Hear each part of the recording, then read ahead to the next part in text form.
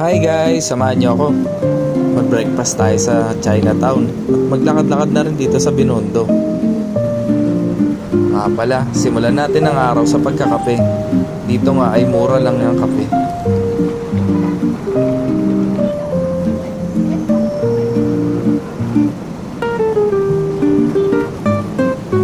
Nakakamiss ang lugar na ito.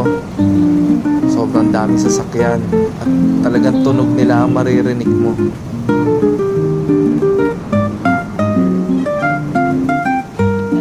At tignan nyo naman tong tulay na to.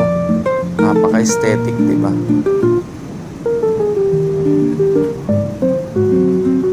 Tignan mo si Miming. Oh, oh, wag kang galit. Wag kang galit.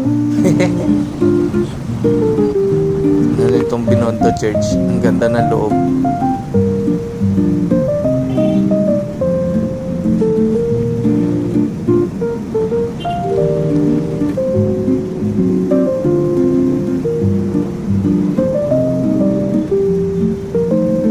Dahil nadaan na rin tayo dito, magpasalamat na rin tayo. Ayun, nasa Chinatown na nga tayo.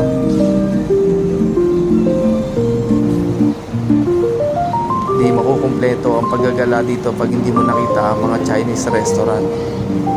At yun nga pala, shoutout sa'yo boy!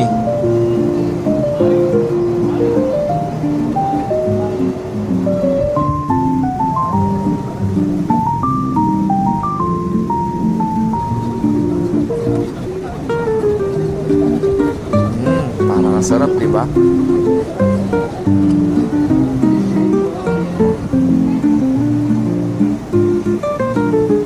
Dito nga, madami kang makikitang nagtitinda ng mga dekorasyon na pang-incheck. At ito yung sikat na estero. Silipin natin. Kaso, dahil maaga pa tayo, wala pa masyadong luto at wala pang matao.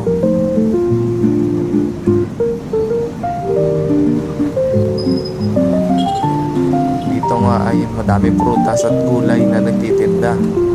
Puro sariwa.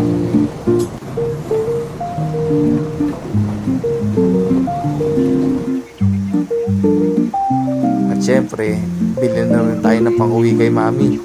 Kasi baka pagalitan tayo. Ito nga ang binili natin, yung paborito niyang kikiam.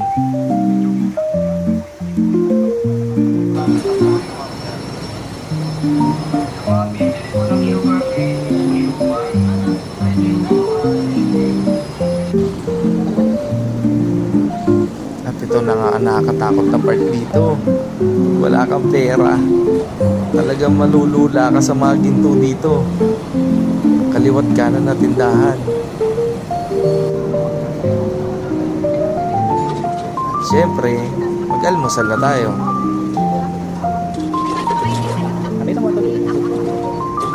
Dito nga ang in-order natin ay beef wonton saka siomai.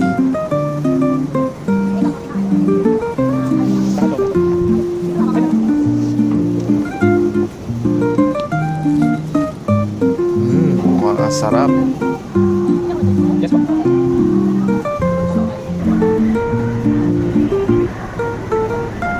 Tara, kain tayo.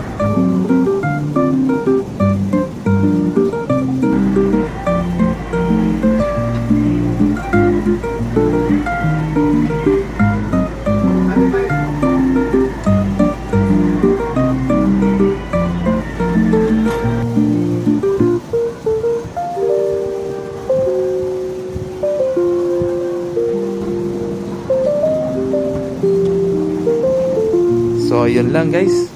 Uwi na tayo ulit ng Taytay. Hehehe.